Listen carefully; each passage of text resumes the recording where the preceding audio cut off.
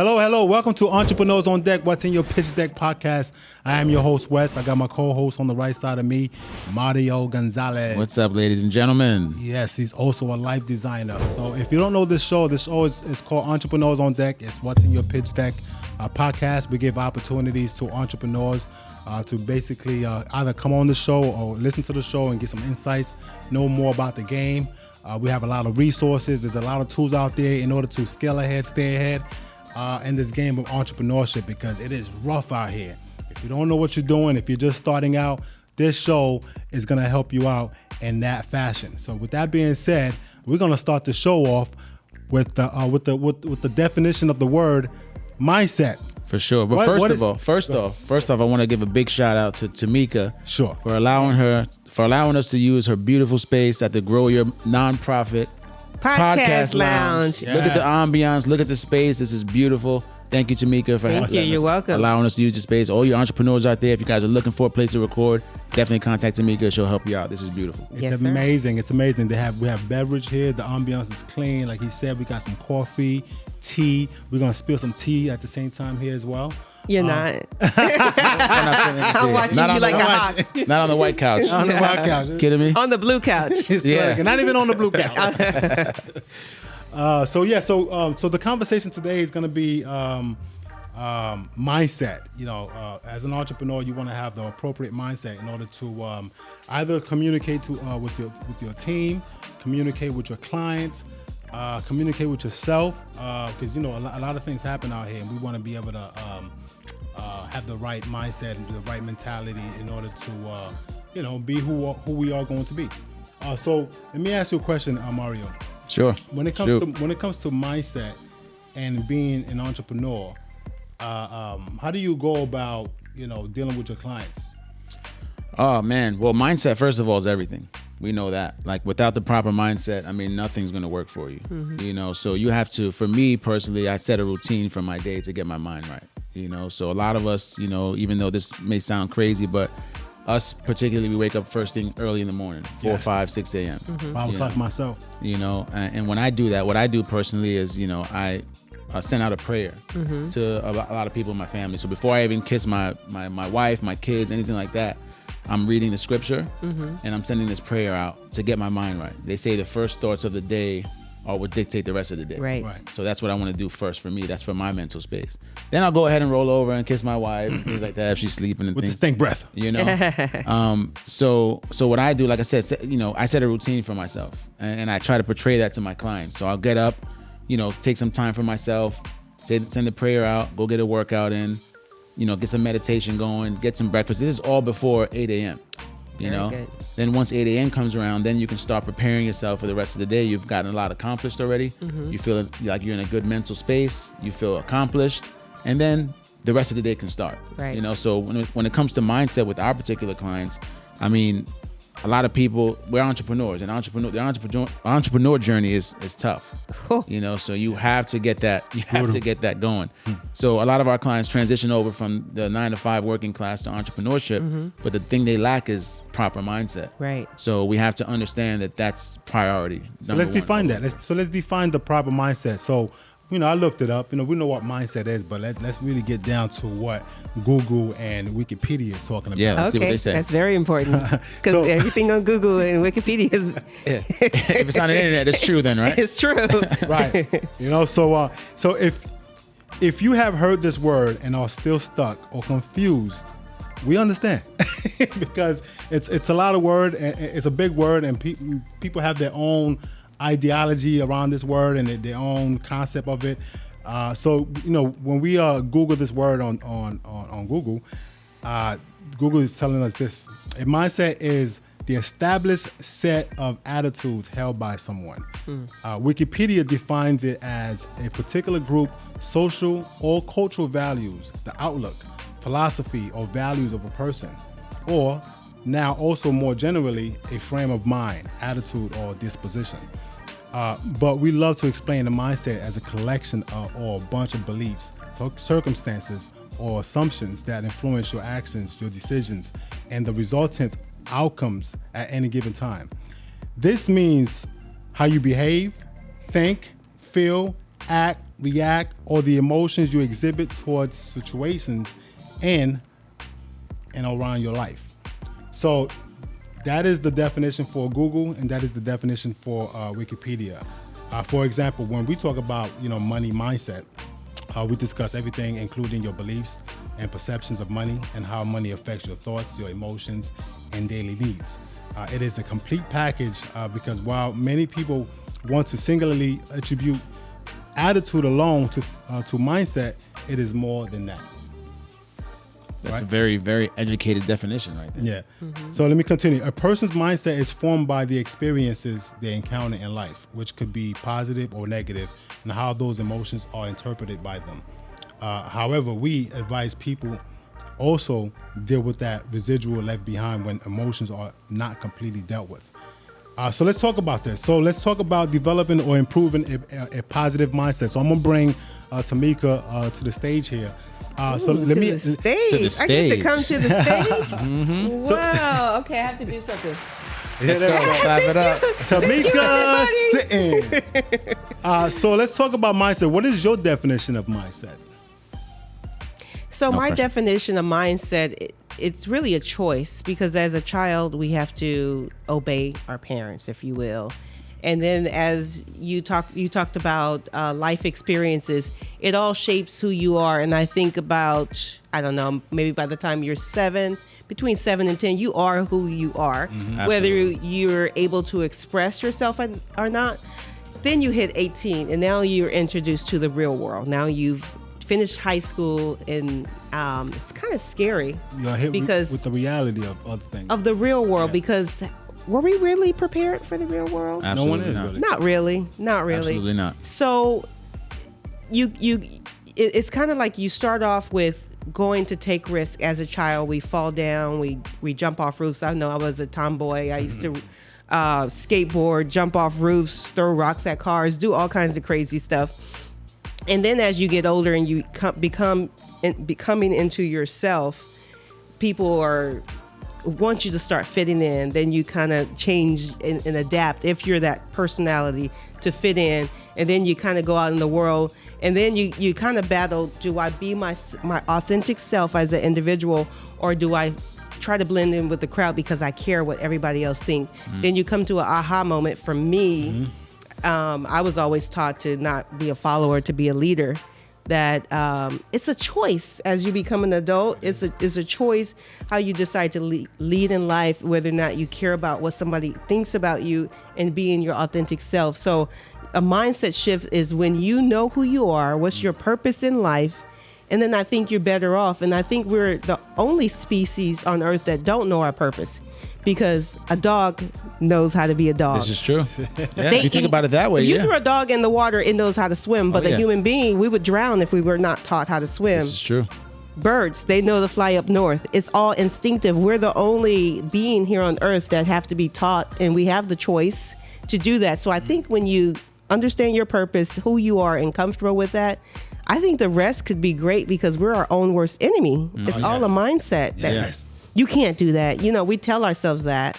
So I think when you become and you're okay with that, who you are, I think it changes everything. Well, that's amazing. And that's good. And that's a great, first of all, that's a great explanation, number one. you. But a lot of us put pressure on ourselves to try and develop that sense of awareness, because sometimes it doesn't come early on in life. Right. It can happen. I know people now that are well into their 50s that struggle with identity issues. Yeah. And it's because of their upbringing, maybe, or their background, or what they were influenced by in school. So it can come later in life. I guess once you establish that self-confidence, that self-identity, I guess it kind of relates to the whole mindset situation. So. No, I believe that your upbringing has a lot to do with your mindset. If you don't start educating yourself after your parents, you could really be picking up their habits. Right. Whatever their habits is or are, I think you're going to be that person. And if you're not mindful, you're going to fall prey to whatever experience they had, and it's going to be with you. For sure. Think about all the people that grow up in, broken homes and make it out of that. Yeah. Right. That takes a strong mind to really be able to do that, Yeah. To battle all the naysayers and the obstacles that are in your way. That takes a strong mind to really make it through something. It really does, because I grew up in South Central in the 70s and kind of grew up really in the 80s. And then I saw the shift in my neighborhood, because we had 2-parent households. Your neighbor could spank you, your teacher could spank you.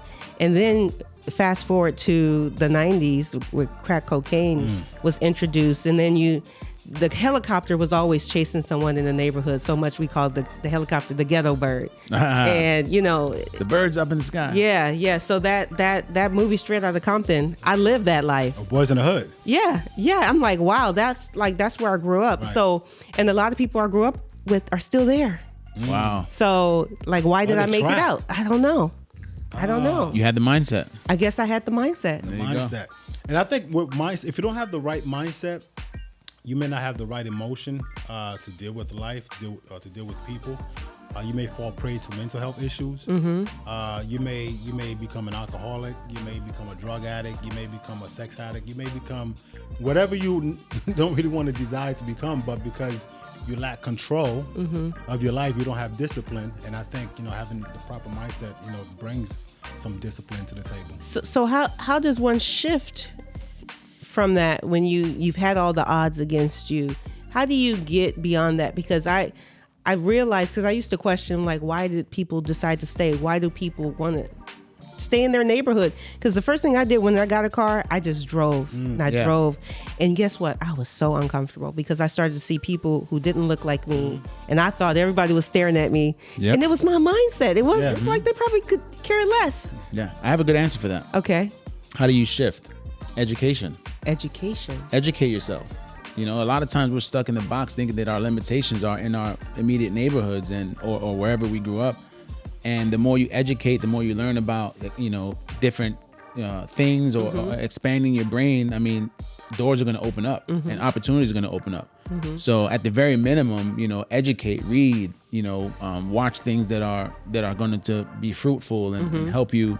You know what I mean? So for us, we feel as though self-education is the best education. There's certain things you're not going to get taught in school. Yeah. And us, for our company, we teach a lot about finances and financial literacy and things like that. So these are things that aren't taught in school. So the more you read, educate, get influenced, surround yourself with like-minded individuals, you won't get stuck in that box. Yeah. And, you can start to grow from there. Yeah. The other thing is, too, is these people that lack the representation, right? They don't see other people that's in their surrounding doing amazing things and being great. So they too fall into a pattern of not being great, and they just be in that space. I don't know if you heard this story, but there's a story of an elephant, when they first born, where they tie them up, they put a pole on them, so that way they don't go too far out. And as the elephant grow up, the elephant still have this thing on them. Now this elephant is powerful, can really take this thing off and be moving about. But the elephant, because his mindset has been trained to be standing still, because he thinks he's trapped. Right. The elephant believes that he's trapped, so the elephant doesn't go anywhere. I think that's the same concept with people, where it's like if we've been trained all the time to say, oh, you can't do that, you're not supposed to do that, we're supposed to move a certain way, we start to believe these things, and we become that, and we stay stuck until somebody comes around and says, you can do that, right? Yeah. You can really be out there educating yourself and winning. But I think for a lot of our people, they don't believe that reading is going to do anything for them for some reason. I think I see it a lot. Yeah, it's tough. It's unfortunate, but I mean, you have to educate yourself. Yeah. Anything that you do is an education opportunity. You can really make something out of nothing, really, if you just took the time to say, you know what, let me do something different here. Yeah. Yeah. So, and you mentioned about mental health and talking about things that can affect that, and it can lead to a lot of depression and like you said, alcoholism, drugs, and if you're surrounded in that environment already, then it's just inevitable. You know what I mean? So- Yeah. It's tough. I had all the odds against me because, my mother was a single mother of 7 kids, and my 2 older sisters both had babies at 13 and 14. And everyone said I was next, and I was like, no, I'm not. Wow. No, I'm not. And although my brothers did not end up in gangs, but they were fighting every day Not to be. not to be in gangs because you need to be. Nope, don't want to, not want to. Because my mother was a hustler. She had thrift stores, and before the storage wars, my mother was already going to auctions and having yard sales and selling stuff. So we all kind of are like entrepreneurs and like hustlers. Yeah. So my brothers wanted to do was flip stuff. How can I make a couple dollars? Yeah. So what kind of, if we're thinking about improving the mindset, what kind of books can you think of? I know you mentioned reading key books, doing a lot of reading, but what kind of books you want to reference in order to, help the people that's listening to go ahead and, look for these books in order to start improving their own mindset. So I'm thinking things like Qualities of Success by Zig Ziglar. Zig Ziglar. There's a lot of gems in there, things to take away to start becoming somebody, better and different. It's a great book. If you guys haven't read it, go ahead and read it. How to Win Friends and Influence Others, Other People, by Dale Carnegie. Dale Carnegie. I think that's a good book to start with in order to start shaping yourself up.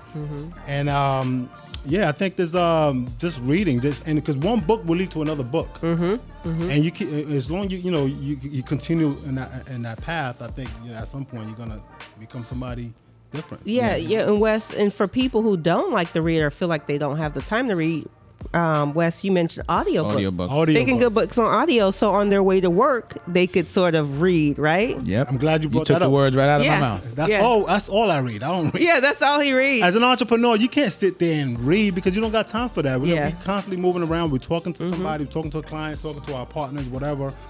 So there is no time to do that. But you can wake up in the morning if you want to actually read. Early in the morning, like we do. I wake up at 5 o'clock in the morning and I start my routine. So that's part of my mindset. Yeah. Where I go running for 15 minutes, work out for another 30 minutes, and then I get into reading. But my reading is just audio. Yeah. And listen, if you want to sharpen up your vocabulary and you want to go into that path, actually picking up a book may help you with that. Yeah. But if you're trying to get a concept going and live a certain way, just get the audio book. Yeah, get the audio book, because you'll be surprised. Like, even if you're not really locked into the book, you have it playing in the background, ambient, Subconscious. and subconsciously you're going to start picking up on certain things. Yep. You may not, comprehend everything right away, but certain things are going to stick out. Yeah. And then one day you're going to be talking and it's going to kind of flow out. And you're like, where did that come from? Yeah. Oh, yeah, I read it in the book before. Yeah. Taking a shower, driving in your car to work, whatever. Just throw on an audiobook. It helps. Not a day goes by I don't read. I read every day. I try my best to improve myself. There's always room for improvement. So my next question is, do you think mindset correlates with having good mental health? Absolutely, because I think if you're conscious of like who you are, your flaws, and okay with that, and understand that you're not perfect, I think that's half the job. Yeah. So what is mental health? So our mental health, like our physical or emotional health, deals with our thought processes, actions, and feelings at any given time, whether due to internal or external situations. And in many ways, we must ensure good mental health to adequately make decisions that will change our lives now and in the future. Poor mental health is the opposite of that definition, which truncates our ability to think through processes, act or feel at any given time. So what are the components to having maybe bad mental health issues? Depression, anxiety, bipolar disorder, fears, eating disorders, multiple personality disorders, and even rare cases like schizophrenia can all affect anyone. So mental health, that's a big topic, and I think a lot of people suffer from it. There's people that suffer from it, they don't even know that they're suffering from mental health. And I know for entrepreneurs, it can hit hard for an entrepreneur because there's a lot that we are responsible for, whether it's starting the business, keeping cash flow coming in, dealing with disgruntled clients, and you know, your partner, your life partner, your home, children, and all these things, you know, can actually, you know, kill us. As entrepreneurs. Yeah. It's lonely. It's lonely at the top. It is, especially when, you know, you're frustrated about, like, for example, my significant other, he works. Right. So, you know, he does his 8 to 5 and he's done.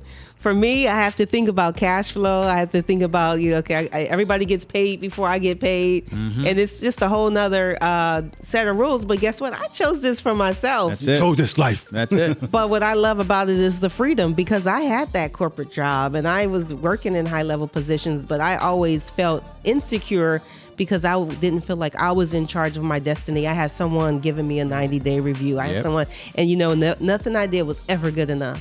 So now, yeah, I have this thing, but I also have freedom, and that's what keeps me going, the freedom to earn unlimited income, and my potential is unlimited. It's all about my mindset and how far I can believe myself and want to grow, and then surround myself with like-minded people like you guys, that we could push each other and challenge each other and be accountability partners for each other. There you go. Yeah. And that's big, accountability. Because the more you start to express your goals with people around you, the more you're kind of internally held accountable for completing these things. And I know being an entrepreneur, I mean, it takes a strong mind. Yeah, nobody's holding you accountable. Nobody's holding you accountable. You kind of have the freedom to move how you want to move. And, you know, a lot of times the inconsistencies and the uncertainties of being an entrepreneurship plays on your mindset heavy, you know, and your emotional intelligence and your mental health. So it takes a lot to really get through these things. So if you are struggling with any kind of anxiety, depression, imposter syndrome, or even stress, please hear us out. You are not alone. Absolutely not. Man, get that guy a deal right there. Can we get a clap for that or something? Come on now. That was good. Yeah, there you go. There it is. So speaking of emotional intelligence, you know, I think that's one of my favorite topics. Yeah. I think I've been having emotional intelligence all my life. I probably just didn't know it. Oh man, I got stories for that, man. Trust me, I got stories for this guy. His poise when it comes to certain things, and the average person just losing it. You wonder how this guy deals with it. It's insane. It's insane. He's actually taught me a lot about emotional intelligence. He's put me onto a lot of stuff. The book Emotional Intelligence actually was a book, one of the first books that I read on my entrepreneurship journey. It was really, really good. So we all know people are in full control of their emotions. They are calm. Like you said, they're calm in crisis, and they make decisions that are sensitive to others, however stressful the situation is. We also know people who can read the emotions of others. They understand what to say to make people feel better. They know how to inspire them to take action. People like this have high emotional intelligence. They have strong relationships, and they manage difficult situations calmly and effectively. They are also likely to be resilient in the face of adversity. So talk to them about that. Resilience, man. I got to take a hard stop in a second, but I'll tell you about this really quick. We're in Miami. We had a meeting. We flew out, and the day was long. We ended up going down to Miami to have some dinner. We get to a restaurant, and we get there. We are, you know, suited up the way we normally do. You know, nice. I think that he had like white pants on or something like that. You know, that's just him. Was it before Labor Day? Who knows? It could have been. Yeah, he's just that type of guy. I think it was before Labor Day. We're just always dressed. Okay. So the server comes out, and, you know, he comes out with we order the whole platter. It's like, you know, shrimp and chicken and steak and all types of sauces and all that stuff. And the waiter looked kind of new. So, you know, he looked kind of nervous and, you know, things like that. He comes out with the tray on his hand, and Wes kind of had his leg up like that, and the guy stumbles and just kind of drops everything on Wes. Can I say something? It's a hot plate. Like, it's super hot. I would stumble too if I saw those sexy legs sticking up like that. They're shiny. Look at that. You got a little nervous. It's shiny. He has some baby oil on them. Right? Look at that. Cinnamon legs like that. He knew he was coming on the podcast. He's like, look, I got to show off. But let me tell you this. The part that kind of got me, it's like, he spilled the tray. There's sauce all over the place. Chicken grease and fries and shrimp sauce and, you know, all types of garlic pasta that we had. And Wes just sits there. And he's like, and the guy's like, oh my goodness, I'm so sorry. Let me fix this up. He's like about to cry. And he just sits there. And I'm just like, Are you angry? Are you upset? And like he didn't even flinch. That's the crazy wow. part. He didn't even flinch. Like most people would. Oh my! I'd be like, oh my God, yeah. He didn't even flinch. Long story short, the manager comes out and says, "Look, I want to thank you guys for your patience. I'm so sorry. Let us comp your meal. Yeah. Here's some drinks on They it." brought the bottles out. They brought Oh, the bottles nice. out. They brought Bang. some Long Islands, everything, and the night went smooth after that. Yeah, he had his white pants were now brown and green and all Yeah. types of Wonder. colors. But Yeah. it just shocked me. I'm just like, wow. Like Wow. it takes a lot for someone to really to keep that poise and have that that reaction to something that most people would have been like, like would have been angry about. Yeah. So it just kind of made me think like, we can't be upset about the things we can't control. The day's over already. What am I going to get upset about? You Yeah. know? So Yeah, it's true. that's just a story that I have, and I'm gonna step away with that one really quick. Okay. And the thing about that is, I believe because it could have gone worse if I reacted a certain way, Right. And I flipped on the waiter, made him feel bad or look bad. Who's that gonna help? Is it gonna help him? Is it gonna help me? Is it gonna encourage him to bring out the best dish? Right. Bottles of service, for free after that. So I in my mind, when that happened, I was like, you know what? What are you gonna do? I'm pretty sure it wasn't intentional. Yeah. At the end of the day. So with that being said, I was, we're gonna use this to our advantage. In my mind, I was just thinking about the future because having emotional intelligence is based. A lot of it has to do with how you react to things. Right. And you have to be self-aware. You have to have social awareness, and that's actually the next phase here, which is, by the way, emotional intelligence has been around for a long time, but Daniel Goleman wrote the book on emotional intelligence, so you can, if you have an audio book, whatever, subscription, definitely check out, Daniel Goleman, or you can check out Travis Bradberry, Emotional Intelligence 2.0. So the 5 elements that makes up emotional intelligence are self-awareness. You have to know yourself. You have to know what makes you tick. What triggers you, and you have to be mindful, because anytime something happens, because as human beings, we human beings, we react to things. We have to be careful. Self-regulation, motivation, empathy, and social skills. All right, so you have to have all these tools in order to be able to combat life, I believe, and especially if you're an entrepreneur. So let's look into this. Let's look at how you can develop good skills in each area. Self-awareness. Have you ever worked with someone who was very self-awareness? Are you self-aware? It's very rare. I like to think that I'm self-aware,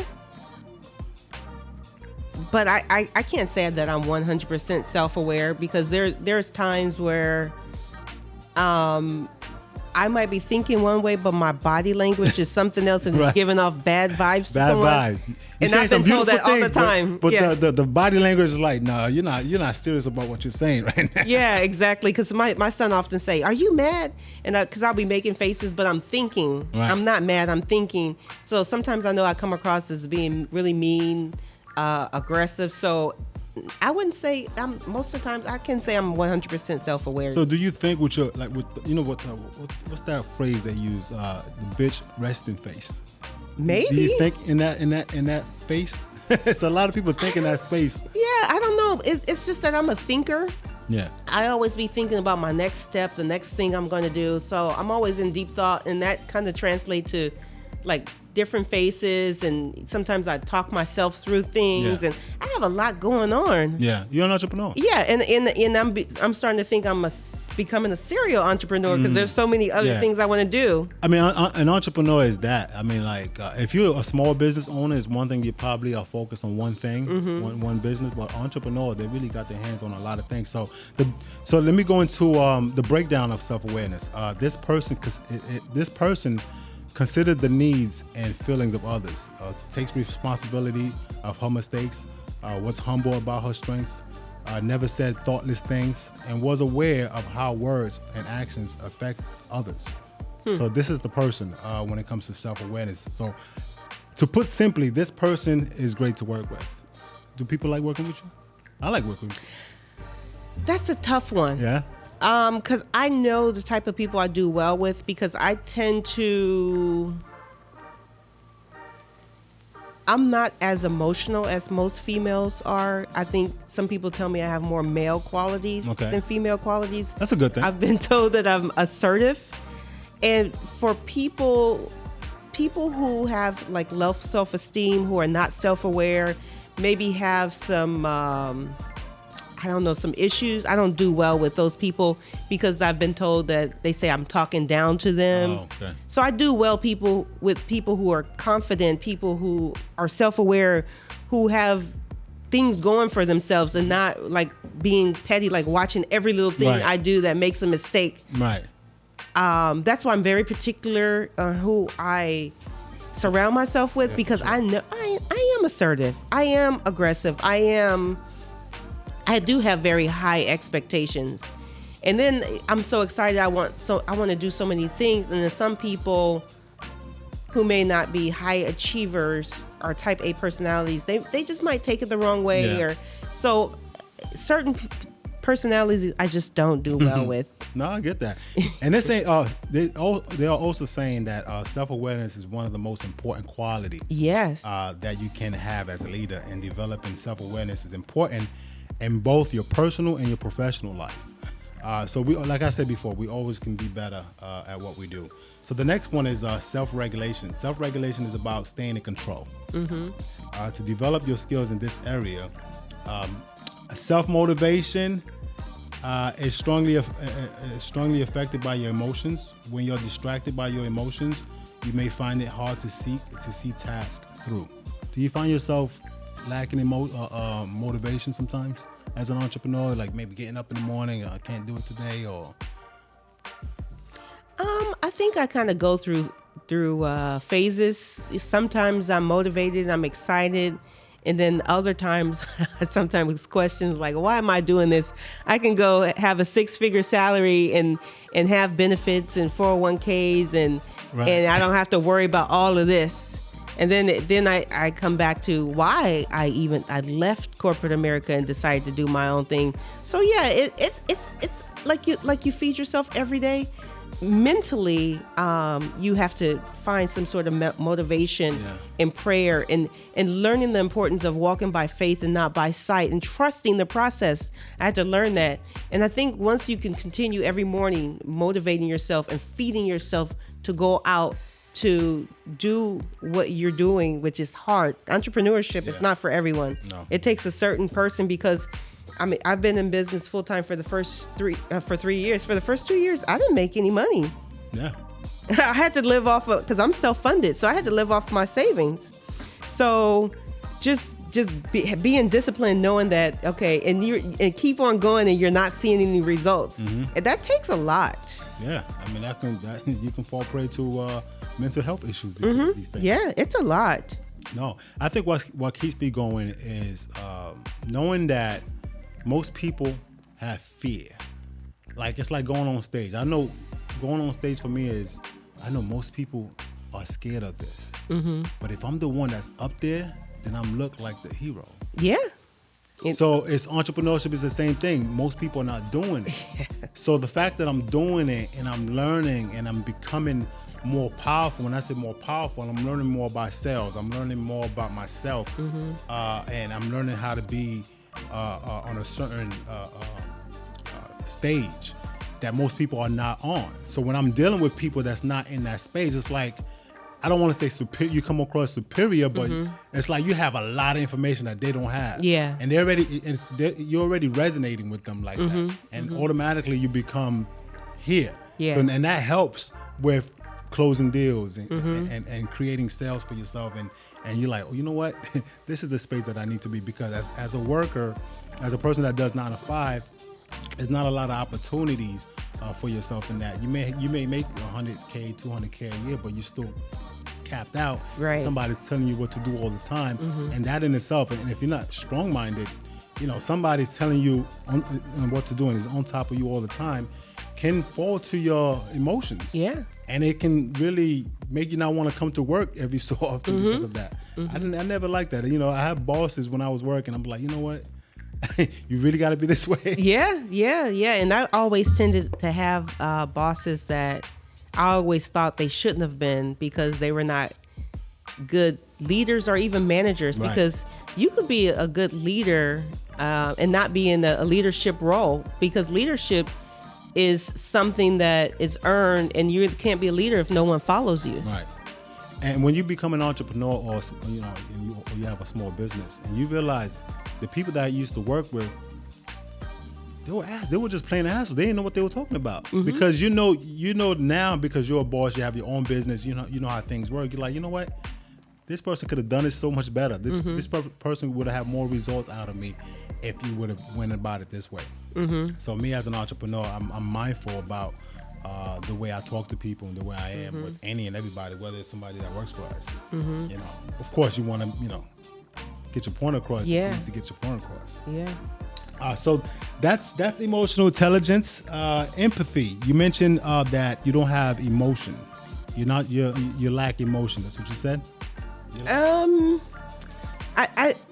think this is what people have told me. I know I'm a human being. Of course, I have emotions. And sometimes the people who seem the toughest on the outside are softies on the inside. They're just really protecting themselves. So I think when people say that I don't have emotions and I'm not as sensitive, I have a sister who's 10 years younger than me, and she used to tell me this all the time because I used to coach her, and she's like, Mika, you're so mean, and I just told you this, and you have no reaction. But I always try to think of things from, I guess, a business perspective. And I don't know, my mindset is just a little different. And I try to think more with my mind rather than my emotions, because I know sometimes, especially if you make a decision when you're upset and you're emotional, most of the times it's a bad decision. So if you're, as a business, anyone really, if you're upset, take some time and cool off. I don't always do this, but I try to set a rule 24 hours before I respond to something that upset me, especially when it's business related. Wait 24 hours and then see what your mind says as to how you should respond. Yeah, I think I'm the same way. My wife says I'm cold-hearted. Okay. Cold-hearted. Because I don't react to like things that I'm supposed to react to. I'm like, I guess I may be nonchalant. Like things that she may find super exciting. I'm like, okay, I'm excited for you. Yeah. But so I don't know. I think when you develop emotional intelligence, I think you become a person that don't react to certain things. And I think you may, not help yourself with your partners because they want to see you reacting a certain way to whatever they're trying to see. Yeah, I listen to a lot of T.D. Jakes in the morning, and I remember him preaching a sermon about meeting people where they're at. And, some people grow up and say, well, my mother never loved me. She never kissed me and hugged me and told me she loved me. Well, your mother gave you all she can give. So accept what that person can give you, because that's probably all they got to give, because they didn't have it. So I was like, because everybody is who they are based on their life experiences. It's a makeup, education, it's everything. So if you're driving down the street and somebody cuts you off and gives you the finger, should you respond to that? You don't know, that person may have lost their mother last week. You don't know what that person is going through. That's why you were saying, like, why should I react to that? You don't know what that person is going through. That's good that you brought that, because that analogy right there with the driving, like when somebody cuts me off, because I know a lot of people die over road rage. I don't know what, like you said, you don't know what the person is going through, and if you stop that person, you put your middle finger out, next thing you know, that person is taking out a gun. Right. And you put your middle finger out, and this is what you just lost your life. You just lost your life over some stupidity. When somebody cuts me, because I'm sitting here angry, having a heart attack, this person may not even realize that he even cut me in the first place. Right. And he's gone, going about his life, and I'm sitting here catching a heart attack. Right. And who wins? Who loses? Me. I lose. You do. So, like, why am I gonna agitate my spirit because of what other people are doing? And that's the thing. Same thing. I believe with anger. I cannot let a person outside of me get me angry, because if I allow that to happen, then I'm allowing you to dictate my emotions. That's right. And I feel this small. I feel like a little, a little person. If I allow that to happen. Now, if I get mad, it's not because I'm actually angry. It's to get my point across. Like I'm gonna get mad and get my point across, but I'm gonna walk away happy. Yeah, yeah. Just like I've had discussions with people, and we had a disagreement about something, and then I'm done, and then they'll come back. Are you okay? Did it ruin our relationship? Right. No. We had our disagreement about this. Right. We talked it out. We're done. Let's just move past on. it. Now, if it keeps happening over and over course. again, then maybe that's an issue. But like we talked about it, okay, it's done. Are you sure that's it? I'm like, yeah. It's like I have like so many other things I have to worry about. Right. I don't have the time. You know the beauty. I read this somewhere. The truth to happiness is a lack of memory, and I think continuous education. I think I'm butchering it actually, but I'm trying to make a point here about being happy and having a certain mindset with that. But I lost my train of thought, so continue. Yeah. So it like I said earlier, everything in life is about choices. You choose what you're wearing today. Yeah. You choose your emotion. You choose how you respond to stuff. Yeah. And then your choices is, what's the saying, is not what happens to you that matters, is how you respond to Right. what happens to you. So that attributes to everything. Every outcome in your life is how you respond to it. So, you're listening to or watching Entrepreneurs on Deck, What's in Your Pitch Deck podcast. So the idea of the show is really to bring you, insights on what to do or what not to do or what to look for. And I think, starting with the right mindset is one. I think everyone can get better on that, can educate themselves on that. And I think reading has a lot to do with your growth. If you're looking to grow as an individual and as an organization. And, like I said, so for the next time we come on here, we want to talk about financial literacy. We want to talk about the things you can do as a small business or as an entrepreneur to continue making money. Even when your business is not making money, you may have passive income, you may have, real estate, you may have Airbnb, whether it's life insurance and stocks, bonds, gold and, things like that. Things you want to set up for yourself so that way, as you are doing your business, you and your passion, you and your journey, and you and your purpose, you can continue that without losing your wig, without falling prey to mental health issues and things like that. So that's what this show is about. It's here to make us better, and it's also it's here to give you an opportunity to see some stories. Listen to some of the stories and how these people are doing it, so that way you too can actually scale ahead. Any last words? So if you decide to go on that journey to entrepreneurship, it's not an easy road, but it's a rewarding road. Just know what you're getting yourself into, and don't follow the money, follow the passion. Oh yes. Whatever you're gonna do, make sure you will do it for free. Something you can do it for free. And guess what? It's a marathon, not a sprint. And the money eventually will come. The money is part of the universe. If you're doing something great, I believe in this quote, from one of my mentors, Zig Ziglar. You can have everything in life that you want if you can help enough other people get what they want, and that's a purpose right there. If you're doing that, money is just naturally gonna follow you. Period. Exactly. Yeah. So, Entrepreneurs on Deck, What's in Your Pitch Deck podcast. I am your host, Wes. Mario has to leave early. Our sidekick on the left to us is Tamika Seaton. With Grow Your Nonprofit Podcast Lounge. Thank you. Yes. Grow Your Nonprofit Podcast Lounge is in Fort Myers. In case you didn't know, it's a beautiful studio. And listen, you too could be a part of this. All right?